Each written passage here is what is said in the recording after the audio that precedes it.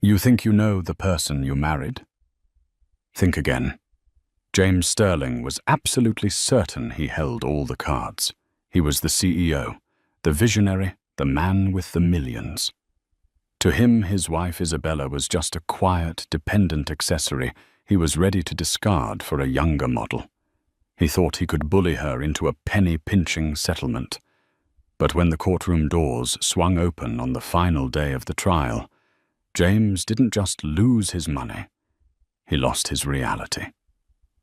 Because Isabella wasn't who he thought she was. And the family walking through those doors, they didn't just hire lawyers, they owned the law. This is the brutal, satisfying story of how a billionaire in disguise taught a cheating husband the ultimate lesson in humility. Date October 14th, 2025. Location, Superior Court of California, San Francisco County, Department 404, Case Sterling, Vow. Sterling. The fluorescent lights of the courtroom buzzed with a low, irritating hum that seemed to match the headache throbbing behind James Sterling's temples. He checked his Rolex Submariner for the third time in 5 minutes. He was a busy man. As the CEO of Sterling Dynamics, a mid-sized but rapidly growing tech logistics firm in Silicon Valley, his time was worth approximately $500 a minute. Spending 3 days in this drab wood-paneled room fighting over scraps with a woman who hadn't earned a dime in 6 years felt like a personal insult. He glanced to his left. Sitting at the plaintiff's table was his lawyer, Richard Cross. Cross was the kind of attorney you hired when you wanted to scorch the earth, a man who wore 3-piece suits that cost more than most people's cars and smelled of expensive cologne and aggression.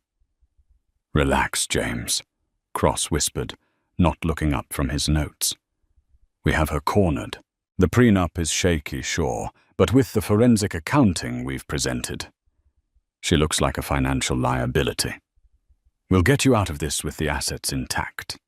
You'll be a free man by lunch." James smirked and leaned back in his leather chair. He looked across the aisle. There sat Isabella, his wife of 6 years. She looked small. She was wearing a grey cardigan that looked like it had been through the wash too many times, and a simple black skirt. Her hair, a dark chestnut brown, was pulled back in a severe, unflattering bun. She wasn't wearing any makeup. She looked tired, defeated. God, how did I ever find her attractive? James thought a cruel sneer touching his lips. When he had met her 7 years ago, Isabella had been a waitress at a diner in Palo Alto called The Griddle. She had been sweet, attentive, and seemingly awestruck by his ambition. At the time, James was just starting Sterling Dynamics. He liked having someone who looked up to him. Someone who made him feel like a titan, even when he was operating out of a rented garage. He liked that she was an orphan, no messy in-laws, no family drama, just her. But now he was a titan for real. He needed a woman who fit the part. A woman like Tiffany. He felt a vibration in his pocket. He subtly slid his phone out. A text from Tiffany Rose. "Are you free yet, baby? I have that table at Nobu reserved for 100 p.m. Don't let her drag this out. XOXO." James typed back quickly. "Almost done. The shark is about to eat her alive." "All rise," the bailiff bellowed. The Honorable Judge Lydia Banks swept into the room. She was a stern woman with a reputation for efficiency. She didn't like drama, and she definitely didn't like time wasters. "Be seated," Judge Banks said, adjusting her glasses. "We are back on the record in the matter of Sterling v. Sterling. Mr. Cross, you may continue your cross-examination of the respondent." Isabella stood up slowly. She walked to the witness stand with her head down. She looked terrifyingly fragile. Her lawyer, a court-appointed disaster named Mr. Arthur Abernathy, shuffled his papers nervously. Abernathy was wearing a suit that was 2 sizes too big and had a mustard stain on the lapel. James had almost laughed out loud when he saw who Isabella had retained. It was like watching a pit bull prepare to fight a ham sandwich. "Mrs. Sterling." Richard Cross began pacing in front of the stand like a predator. "Let's revisit your contributions to the marital assets. In the last 4 years, have you held any employment?" "No," Isabella said softly. Her voice was barely a whisper. "Speak up, please," Judge Banks commanded. "No, I haven't," Isabella repeated louder this time, but her voice shook. "And during the founding years of Sterling Dynamics," Cross continued, his voice dripping with condescension, "did you write any code? Did you secure any venture capital? Did you negotiate any contracts?" "No," Isabella said. "I managed the home. I supported James, emotionally." James snorted audibly from his table. Cross shot him a warning look, but smiled. "Emotionally," Cross repeated, as if tasting a rotten lemon. "So while Mr. Sterling was working 18-hour days, securing the contract with Global Logistics that made the company what it is today, you were, waiting at home?" "I was making sure he had a home to come back to," Isabella said, her eyes fixed on her hands. "And I helped in the beginning. I gave him the initial seed money." Cross laughed. It was a practiced theatrical laugh. "Seed money. You were a waitress, Mrs. Sterling. We have the records. You transferred $10,000 from a savings account. $10,000. Sterling Dynamics is now valued at $45 million. Do you think $10,000 entitles you to half of that?" "It was all I had," Isabella said. "It was a drop in the ocean," Cross snapped. "Your Honor, the plaintiff posits that Mrs. Sterling's contribution was negligible. We are offering a generous settlement of $100,000 and spousal support of $3,000 a month for 2 years. Given her lack of skills and education, this is more than charity. It is a gift." James watched Isabella. He expected tears. He expected screaming. That's what Tiffany would have done. But Isabella just sat there. She looked up, and for a split second, James thought he saw something in her eyes. It wasn't fear. It was pity. No, he told himself. She's in shock. She knows it's over. "Mr. Abernathy," the judge said, turning to Isabella's disheveled lawyer. "Do you have any redirect?" Mr. Abernathy stood up. He knocked over his own water cup, scrambling to catch it before it soaked his files. Yes. Yes, Your Honor. Just a few questions." James rolled his eyes. This was pathetic. Mr. Abernathy walked toward the witness stand. He didn't look like a lawyer. He looked like a confused history teacher. He adjusted his glasses and looked at Isabella. "Mrs. Sterling," Abernathy said, his voice surprisingly steady compared to his physical clumsiness. "Is it true that you have no family?" James frowned. Why bring that up to garner sympathy? Isabella paused. She looked directly at James. "That is what I told James when we met." "Why?" Abernathy asked. "Because," Isabella said, her voice gaining a strange, cool clarity, "I wanted to be loved for who I was, not for where I came from. I wanted to build a life with someone who didn't care about my last name." "And did Mr. Sterling care about your name?" "No," Isabella said. "He cared that I was quiet. He cared that I was convenient. And eventually he cared that I was easy to discard." "Objection!" Cross shouted. "Relevance. This is a divorce trial, not a therapy session." "Sustained," Judge Banks said. "Move it along, counsel." "Mrs. Sterling," Abernathy continued, "Mr. Cross claims you contributed nothing to the company's success beyond a negligible $10,000. Is that accurate?" "James believes it is accurate," Isabella said. "And the initial investor," Abernathy asked, "the angel who provided the $2 million in Series A funding that actually launched the company in 2021, the one James refers to as the ghost because he never met them face to face." James froze. How did Abernathy know about the ghost? That was confidential company information. The Series A funding had come through a blind trust in Switzerland called Aurora Holdings. James had never known who was behind it, only that the money had saved his neck when he was about to go bankrupt. "Yes," Isabella said. "I know about the angel." "Who was the angel, Mrs. Sterling?" Isabella's gaze didn't waver. "I was."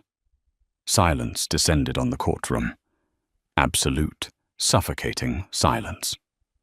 Then James burst out laughing. He couldn't help it. It was a guttural, mocking laugh that echoed off the walls. "You," James shouted, standing up. "You put in $2 million. You clipped coupons for groceries. Bella, you drove a 2015 Honda Civic. You expect the judge to believe you had $2 million sitting in a Swiss bank account." "Sit down, Mr. Sterling." Judge Banks banged her gavel. "One more outburst and I will hold you in contempt." James sat down, still shaking his head, a smug grin plastered on his face. "She's delusional," he whispered to Cross. "She's actually lost her mind." Cross stood up. "Your Honor, this is perjury. Unless Mrs. Sterling can produce documentation proving she is the beneficiary of Aurora Holdings, I ask that this testimony be stricken." "We have documentation," Abernathy said. He reached into his messy briefcase and pulled out a thick blue folder. It wasn't paper-clipped. It was bound in leather. "And we also have witnesses." "Witnesses?" Judge Banks asked, looking at her docket. "I have no other witnesses listed for the defense." "They just arrived," Abernathy said, checking his watch. "They are outside now.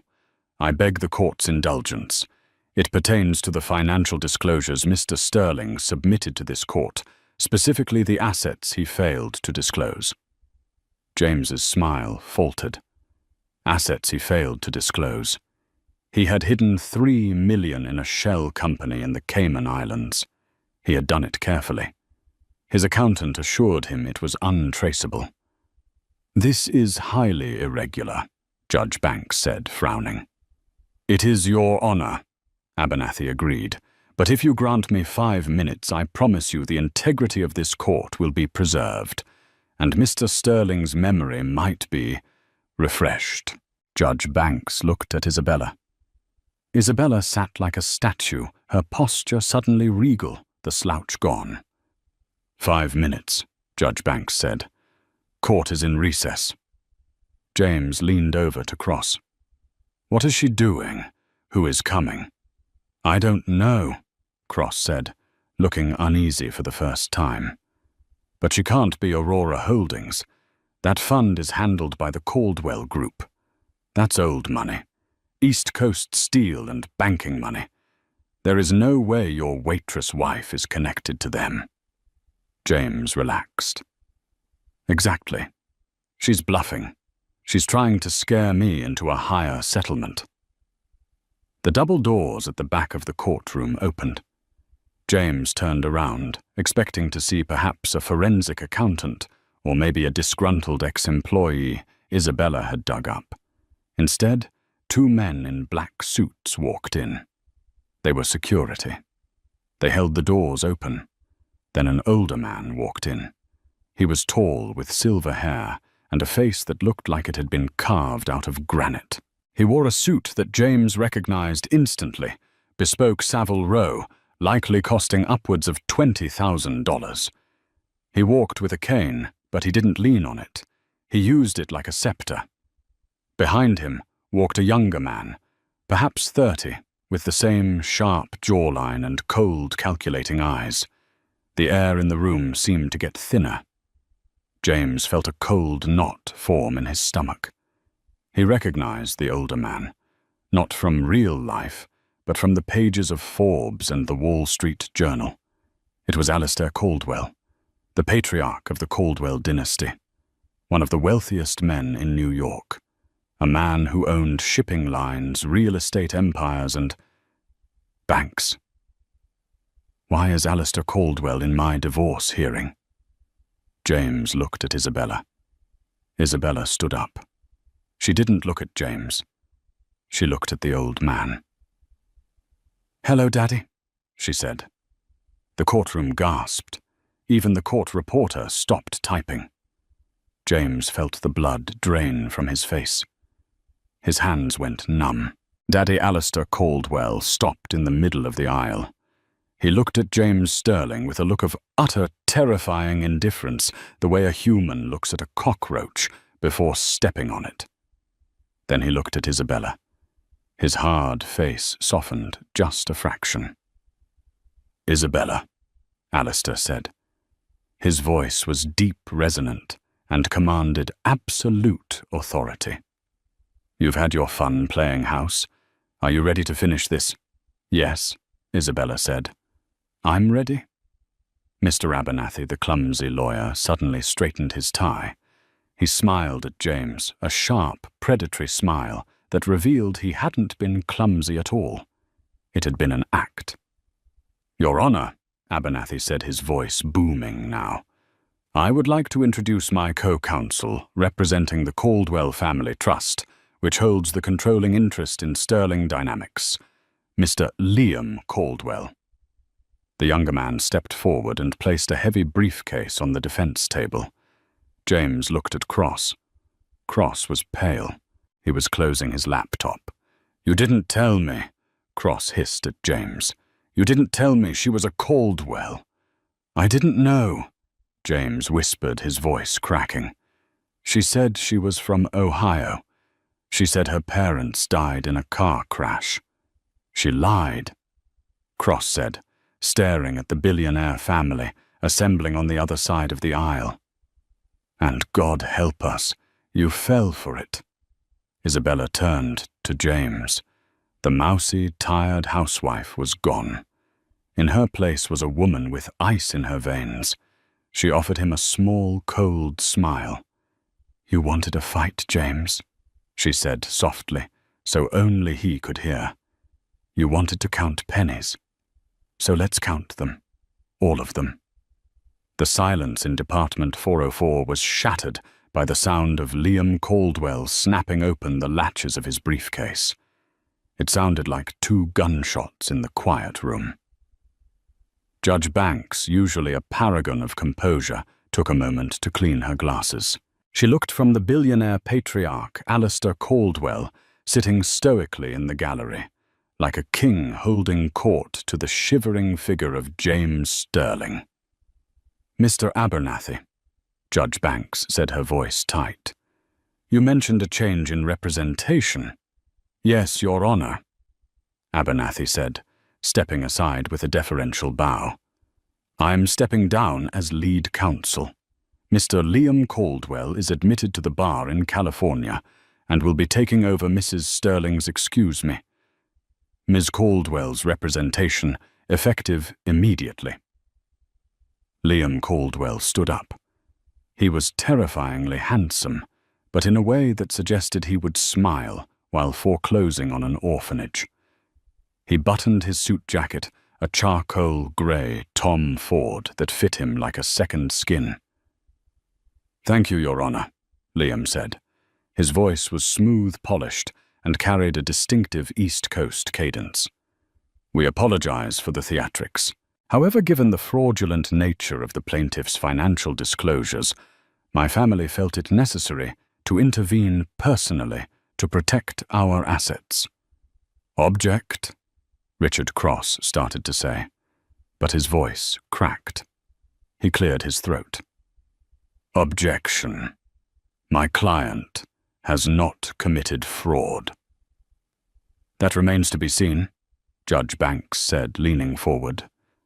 Mr. Caldwell, you mentioned the angel investor. Yes, Liam said. He walked over to the plaintiff's table and dropped a heavy document in front of James. Exhibit C, the original incorporation papers of Sterling Dynamics, Clause 14, Section B. James looked down at the paper. His hands were shaking so badly the text blurred. He remembered signing this. It was 5 years ago. He was desperate. The prototype wasn't working, the rent was due, and he had maxed out 3 credit cards. Isabella had come to him one night, saying she had found an investor online who helped startups. She handled the paperwork. He just signed where she pointed. Read it, James, Liam urged gently. Or would you like me to summarize? James couldn't speak. His throat felt like it was filled with sand. Clause 14 states, Liam recited from memory, turning to the judge, that Aurora Holdings retains 51% controlling interest in Sterling Dynamics until the principal loan of $2 million is repaid with 15% annual interest. Furthermore, Clause 14, Section D, the bad faith clause, stipulates that if the CEO engages in embezzlement, fraud, or misrepresentation of company funds, all remaining equity held by the CEO immediately reverts to Aurora Holdings. I repaid the loan, James stammered, looking at his lawyer. Richard, tell them we repaid the $2 million last year. Richard Cross looked through his files frantically. We have a wire transfer receipt. October 2024. $2.4 million sent to Aurora Holdings. Yes, you sent the money. Liam agreed. He walked back to his table and picked up a single sheet of paper. But you didn't send it from your profits, James. You didn't send it from your salary. Liam held the paper up for the court to see. You sent it from the Cayman account. James felt the room spin. The account you failed to disclose in this divorce hearing. Liam continued, his voice hardening. The account holding $3 million. But here is the problem, James. That money in the Cayman account, it wasn't yours. Isabella spoke up for the first time since her family arrived. She was still sitting in the witness stand, her hands folded calmly in her lap. It was vendor kickbacks, James, she said softly. James whipped his head around. Shut up, he screamed. Mr. Sterling, Judge Banks shouted. Sit down. Isabella continued unfazed. For 3 years, you inflated the shipping contracts with Global Logistics. You overcharged your own company by 20% and had the vendors funnel the difference into the Cayman Shell Corporation.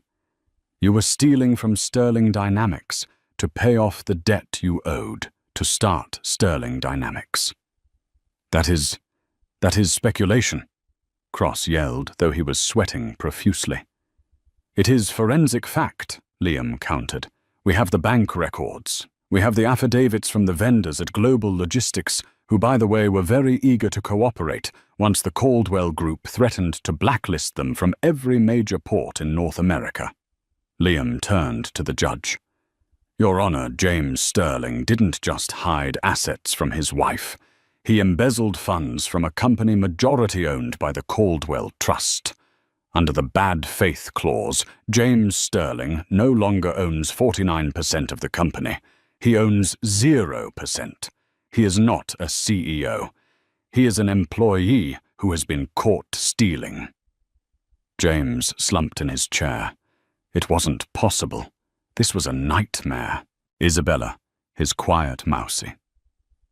Isabella, who clipped coupons for pasta sauce, had been watching him steal for 3 years. She had been collecting evidence. Why?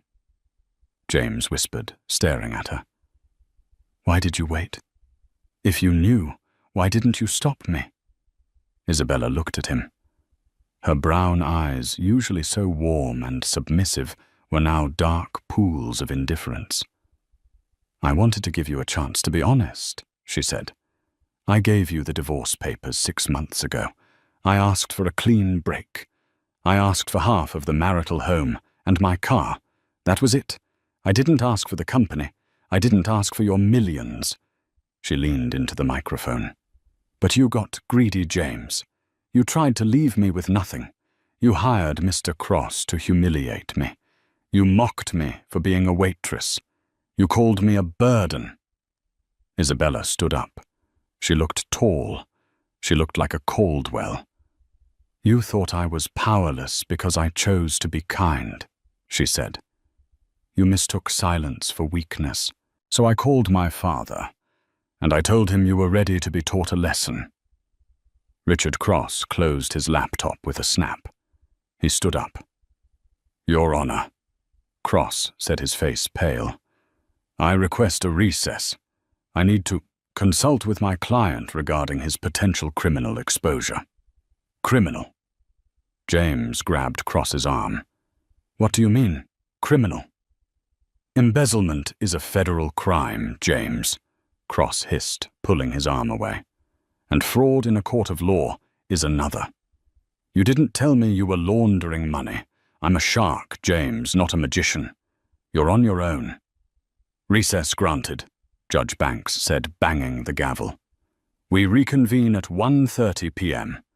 And Mr. Sterling, I suggest you don't leave the building." James stumbled out of the courtroom into the hallway.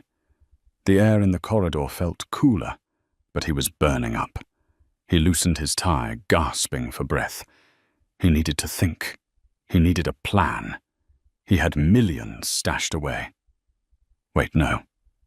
The Cayman account was compromised. Liam knew about it. If they froze that he had nothing.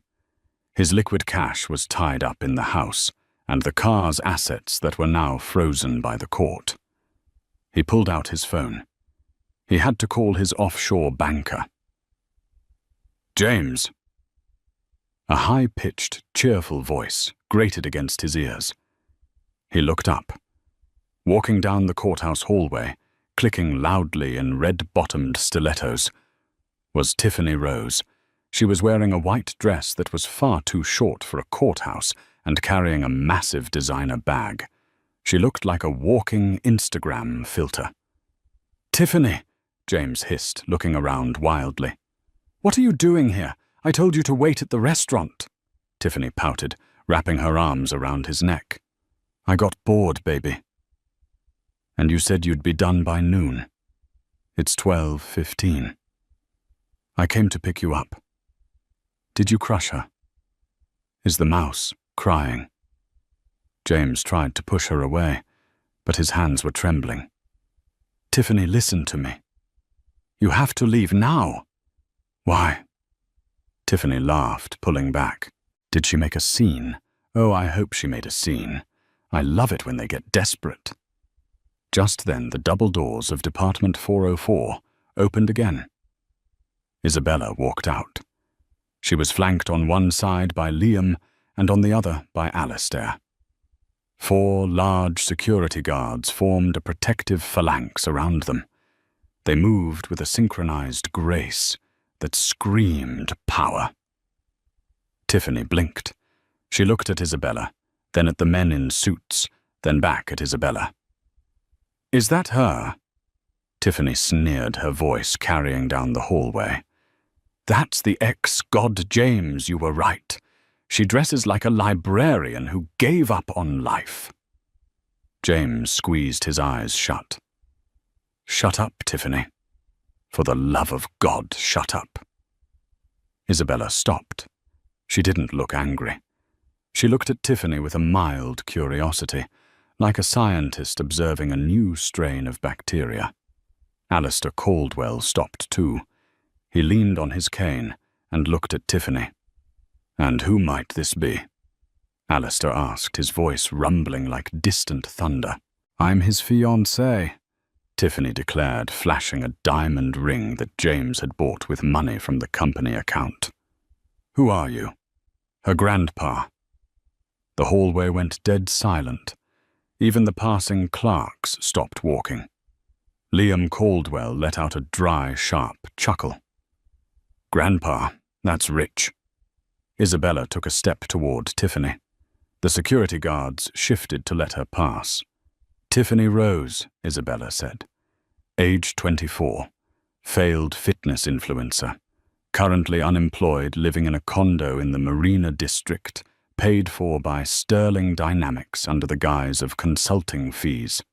Tiffany's jaw dropped. How do you know that? Because I own the company that pays your rent, Isabella said calmly. Tiffany laughed nervously. You're broke. James said you were a charity case.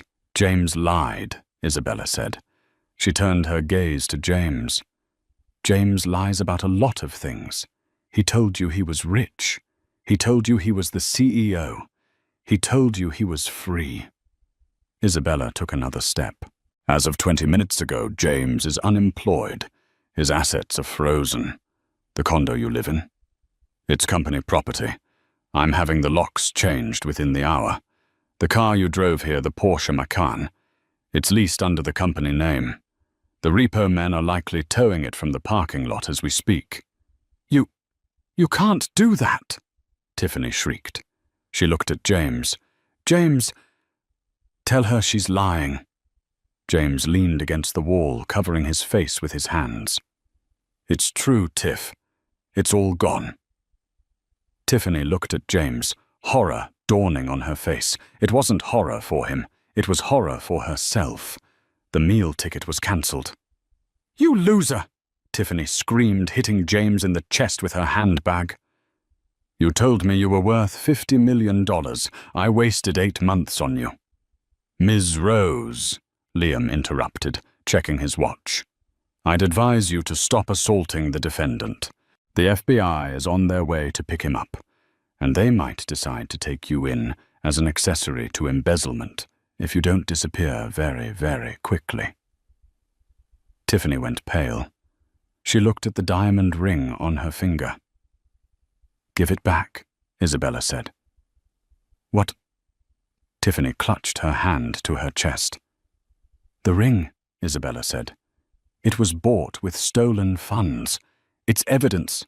Hand it over to Liam, or we add grand larceny to your list of problems.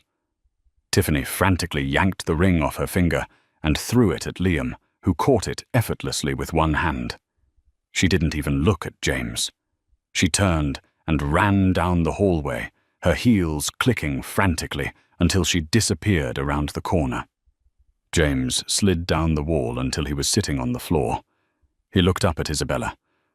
Are you happy? He croaked. You ruined everything. I didn't ruin anything, James, Isabella said, looking down at him. I just turned on the lights.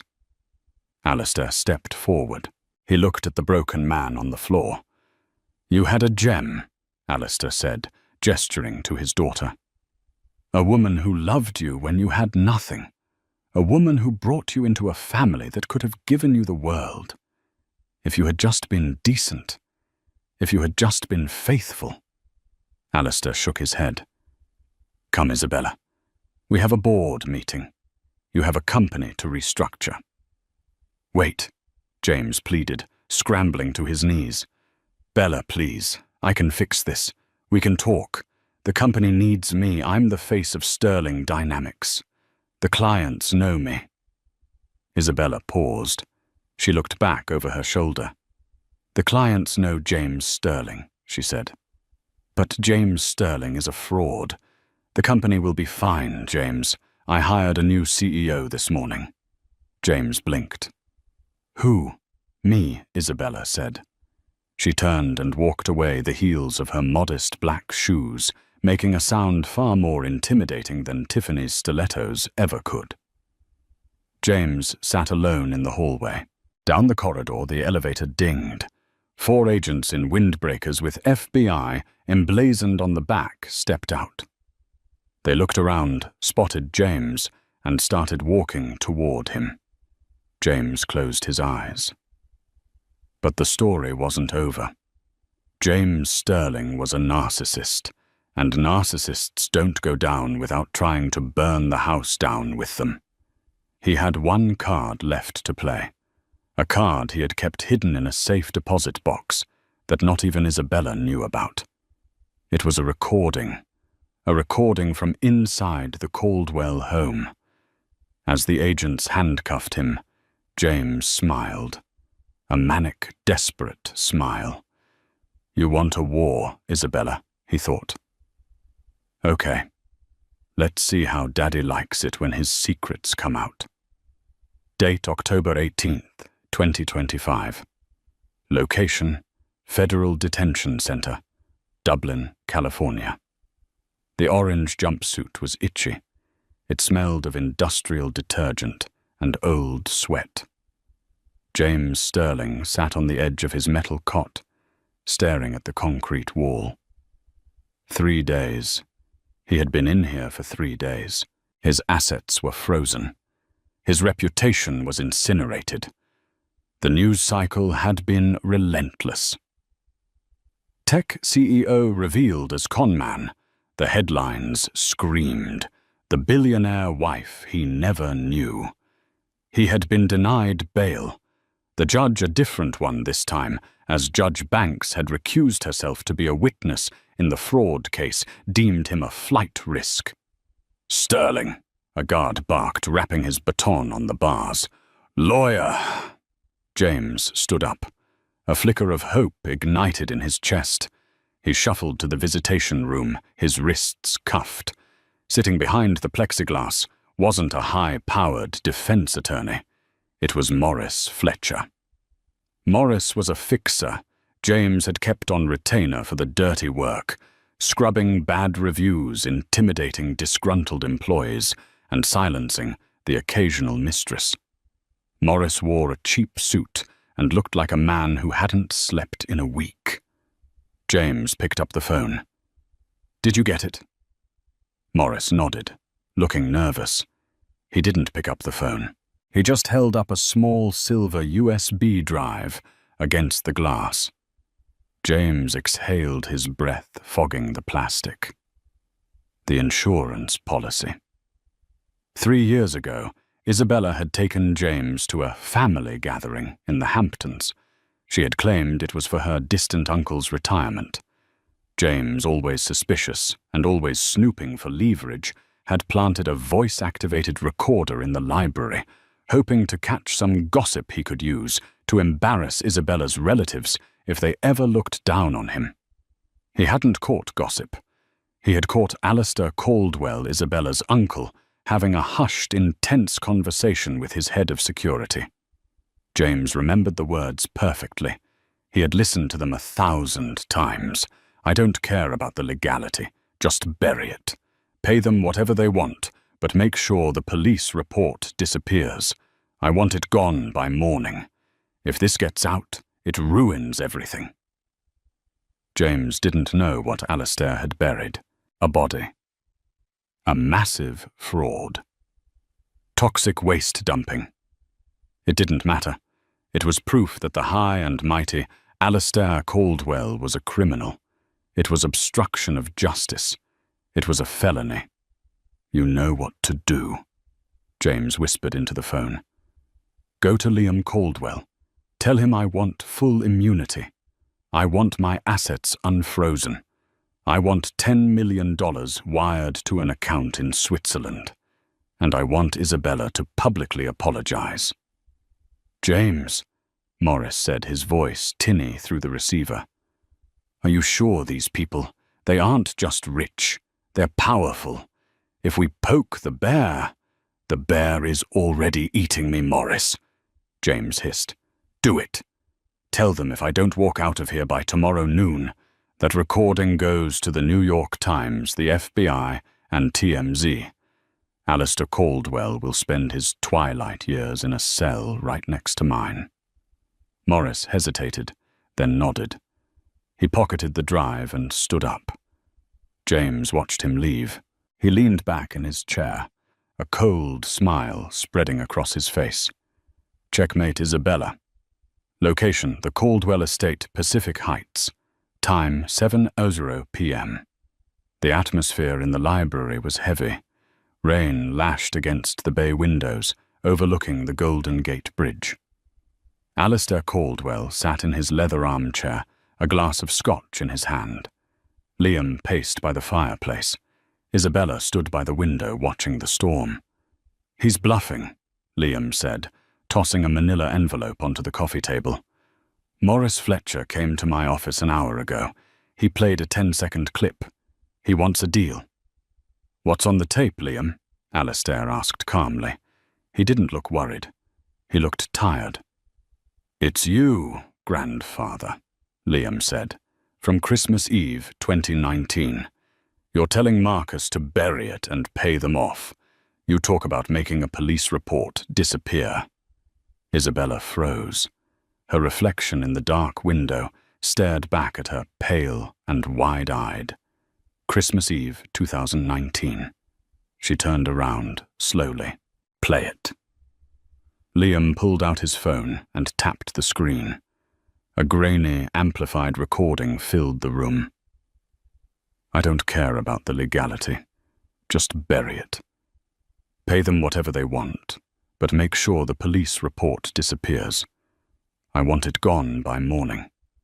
If this gets out, it ruins everything." Alistair closed his eyes. He took a sip of his scotch. "I remember that night," Alistair said softly. "So do I," Isabella whispered. Her heart began to hammer in her chest. "It sounds bad." "Grandfather," Liam admitted. "To a jury that sounds like you're covering up a murder or a massive bribe. If James releases this, the DOJ will open an investigation. The stock price will tank. The board will force you to step down pending an inquiry." "We can't let him release it," Alistair said. "Not because of me, but because of who it protects." "He wants 10 million and freedom," Liam said. "Do we pay him?" "No," Isabella said. Her voice was sharp, cutting through the gloom. Liam looked at her. "Bella, we don't have a choice. The optics—" "We have a choice," Isabella said. She walked over to the coffee table and looked at the phone. Anger, hot and righteous, flushed her cheeks. "James thinks he has a smoking gun. He thinks he's holding a knife to our throats." She looked at her father. Alistair met her gaze. There was a deep sadness in his eyes, but also a resolve. "He doesn't know, does he?" Isabella asked. "No," Alistair said. "He was too drunk that night to remember." Isabella picked up the envelope Morris Fletcher had left. "He wants a meeting?" Isabella asked. "He wants an answer by noon," Liam said. "Get me into the prison," Isabella said, her voice turning to steel. "I'm going to give him his answer." "Bella, you don't have to do this," Alistair said gently. "I can handle it. I can pay him." "You've paid enough for him, Daddy," Isabella said, her voice breaking slightly before she hardened it again. "You protected him because I loved him. You compromised your integrity because I begged you to save him. I won't let him use your kindness as a weapon against you." She grabbed her coat. "Liam, call the warden. Tell him the CEO of Sterling Dynamics is coming for a conjugal visit." Date, October 19th, 2025. Location, Federal Detention Center, Visitation Room B. James was waiting. He had shaved. He had combed his hair.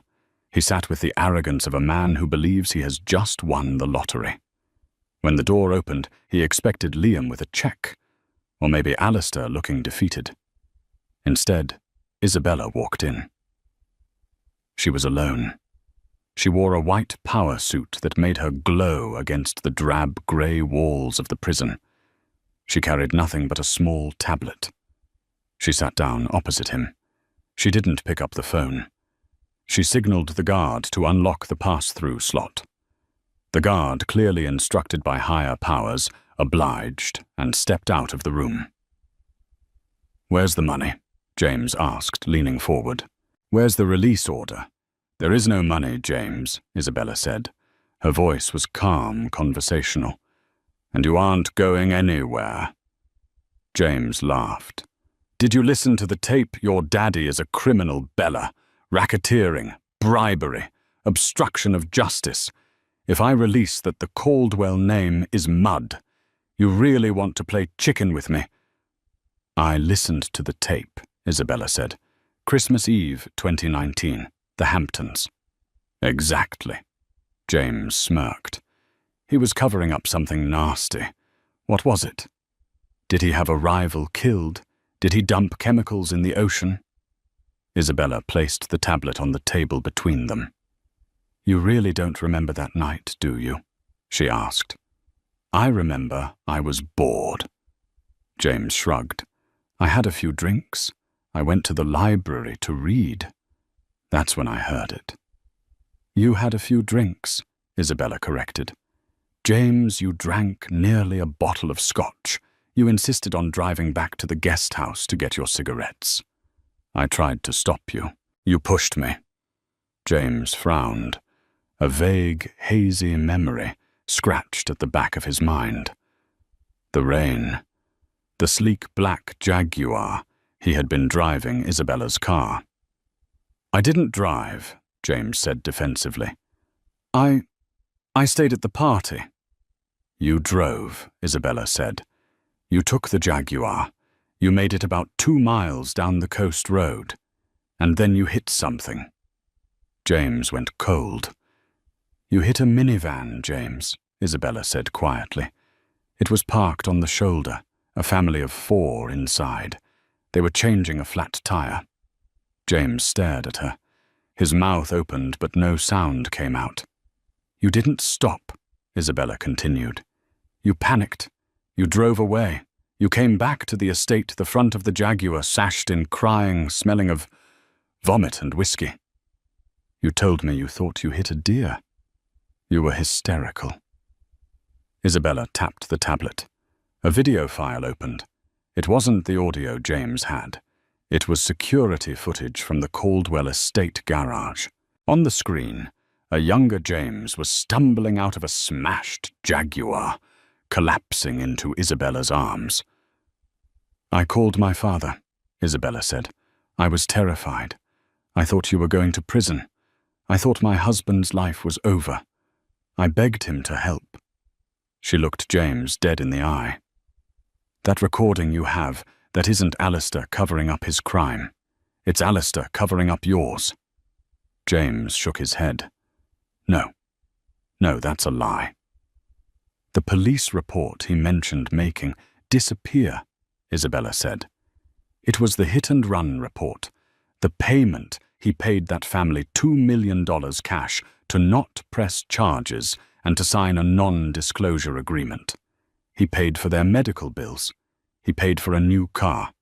He bought their silence to save you." Isabella leaned in close.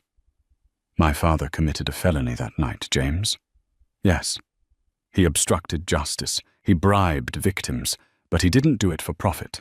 He did it because his daughter was crying on the floor, begging him to save her husband." James felt like the air had been sucked out of the room. The memory was coming back now. The sickening crunch of metal. The headlights spinning. The terror. He had blocked it out. He had convinced himself it never happened. "If you release that tape," Isabella said, her voice dropping to a whisper, "you aren't exposing Alistair. You are exposing yourself. Because we kept the evidence, James. We have the car. We have the paint transfer samples. We have the DNA from the airbag."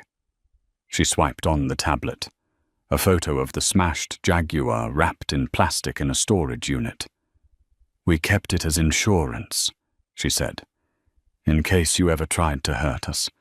I never thought I'd have to use it. I thought you were just a bad husband, not a monster." James slumped back in his chair. He looked small, defeated. "So," Isabella said, standing up. "Go ahead. Call the New York Times. Play the tape.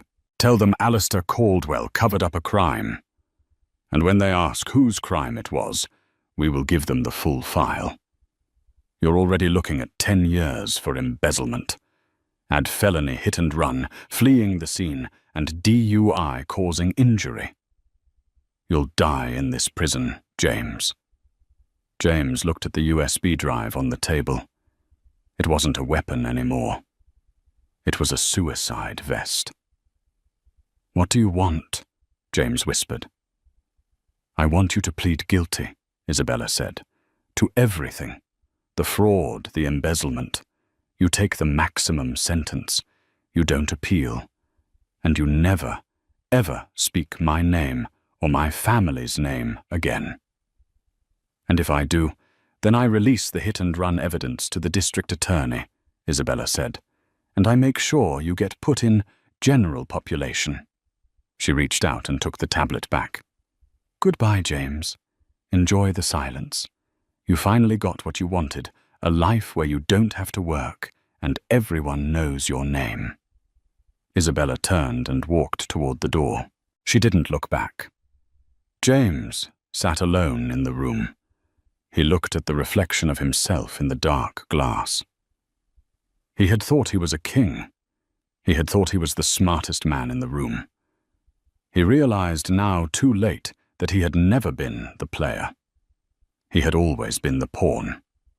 Date, April 12th, 2026.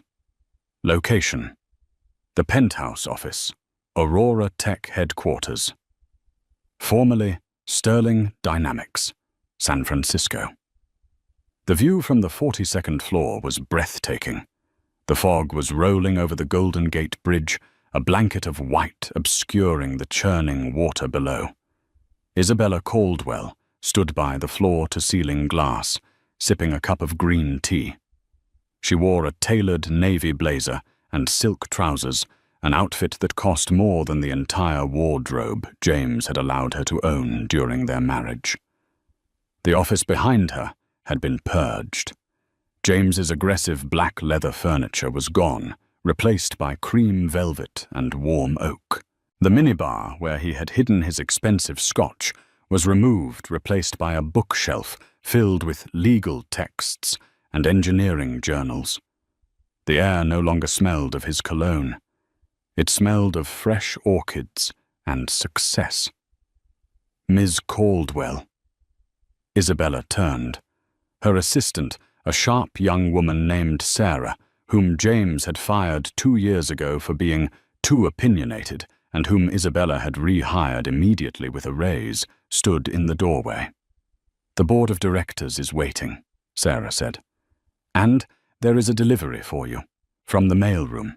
It was marked personal from the federal penitentiary." Isabella looked at the envelope in Sarah's hand. It was cheap, rough paper. The handwriting was shaky, desperate. She didn't need to open it to know what it said.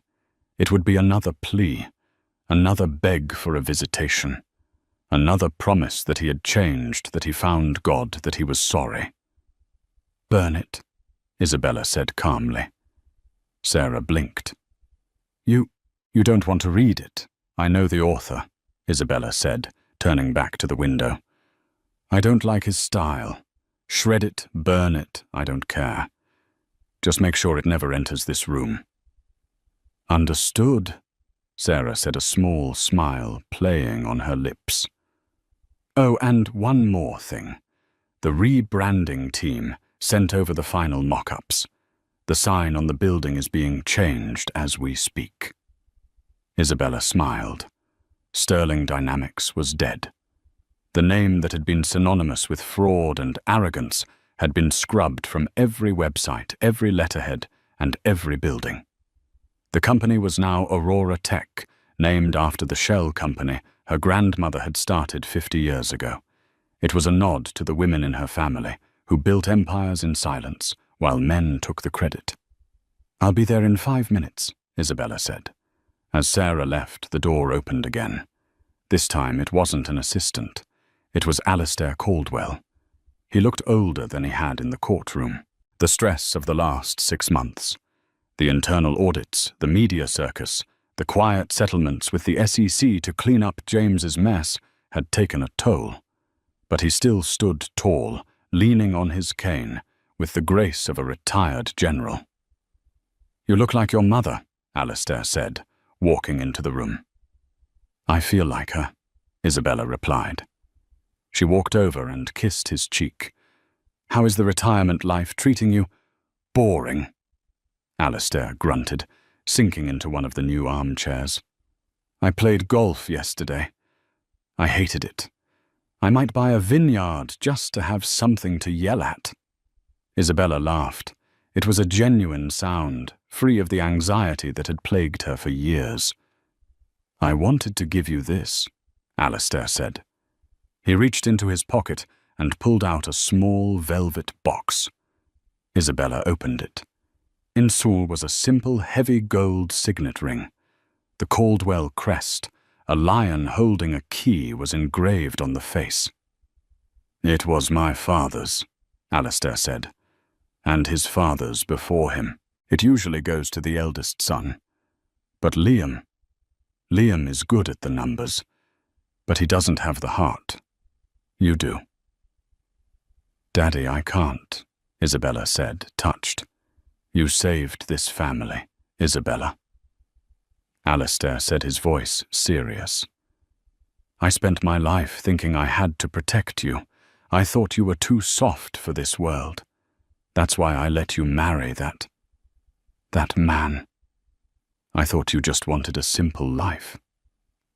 He sighed, looking at his hands. "I was wrong. You weren't hiding because you were weak. You were hiding because you hadn't found your war yet. When the war came, you didn't just fight. You conquered." He pointed to the ring. "Put it on. You're the CEO of the family now." Isabella slid the ring onto her finger. It was heavy. It felt like responsibility. It felt like home. "Thank you," she whispered. "Now," Alistair said, tapping his cane on the floor. "Go to your meeting. I heard you're acquiring global logistics." Isabella grinned a shark-like grin that she had definitely inherited from him. "Hostile takeover. They tried to overcharge us during the transition. I decided it was cheaper to just buy the whole company and fire their VP of sales." Alistair threw his head back and laughed. "That's my girl. Give them hell." The aftermath. Isabella walked into the boardroom. 12 men and women in expensive suits stood up immediately. At the far end of the table, a large screen was displaying the news. Breaking news. Former tech CEO James Sterling sentenced to 15 years in federal prison. Sterling, once the darling of Silicon Valley, wept openly as the sentence was read. In related news, Instagram model Tiffany Rose has been indicted on charges of receiving stolen property and tax evasion. Isabella picked up the remote and clicked the TV off. The room went silent. All eyes were on her. "Gentlemen, ladies," Isabella said, her voice clear and commanding. "That is the past. We don't look at the past at Aurora Tech. We look at the quarterly projections." She sat at the head of the table. "Item 1, she said, the expansion into the European market. Who has the numbers?" As the meeting began, Isabella glanced down at her hand. The gold signet ring caught the light. She thought about the woman she used to be. The waitress in the diner. The wife who cooked dinner and waited for a husband who never came home. The woman who made herself small so a fragile man could feel big. She felt a moment of pity for that woman, but she didn't miss her. She looked at the empty chair to her right. It was where James used to sit. "Actually," Isabella interrupted the CFO. "Before we start the Europe report, I have one personnel change." "Yes, Miss Caldwell. Remove that chair," Isabella said, pointing to James's old seat. "Remove it." "Yes," Isabella said, opening her file. "I don't need a co-pilot. I fly alone." The room was still for a second, and then a murmur of approval rippled through the board. The chair was wheeled away. Isabella Caldwell looked out at her team, at her company, at her life. She wasn't powerless. She never had been. She had just been sleeping. And now, finally, she was awake. And that is the story of how James Sterling learned the most expensive lesson of his life: never mistake silence for weakness. James is currently serving year 1 of his 15-year sentence, and rumor has it he's working in the prison laundry, finally learning how to wash his own clothes. As for Isabella, Aurora Tech just reported its highest quarterly earnings in history. She didn't just win the divorce, she won the war. It's a brutal reminder that in the game of life, the person holding the loudest microphone isn't always the one with the most power. Sometimes the most dangerous person in the room is the one sitting quietly in the corner, taking notes. If you enjoyed this story of supreme justice and karma, please hit that like button. It really helps the channel grow and lets me know you want more stories like this. Have you ever been underestimated by someone only to prove them wrong later? I want to hear your stories. Let me know in the comments below. I read every single one. And if you haven't already, make sure to subscribe and ring that notification bell so you never miss a new episode of real-life drama and storytelling. Thanks for watching, and I'll see you in the next video.